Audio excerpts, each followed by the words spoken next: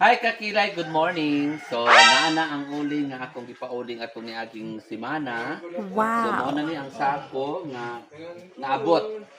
So ingon tong nag-uling sa akong interview sa mga 30 daw ka sako. Wala ka 30 gi kawatan guro. So matingala ta. So I need further explanation with the result. So pila ka sako lang ni? 1, 2, 3, 4, 5, 6, 7, 8, 9, 10, 11, 12. Wala gid kamo tong 30 ka kilay. Ipatawag na ko sa barangay ang gauling. Ingon siya 30 ka sako nya, wa man kamo tong 30. Kung ikaw pasultihon, malipay ka? Kakilay, I love you.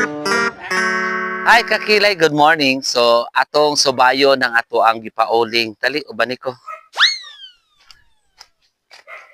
Wow. Wow! Gaso-aso pa. Preskong pa. Dili init. So, naay bata diri nga gihard. Gitabang og habwa. Wow. So, first batch pa dahil ni siya. Mao di ito kakilay nga kulang pa dito ang uling kay naapay diri ang uban. Diba? So, naapay gitabunan. So, kaning gitabunan, kano sa nabuhaon, Mike? What? Karon na? Wow. Mangon sa orasa man? Hapon. So, kakilay. What? Inani siya kahago.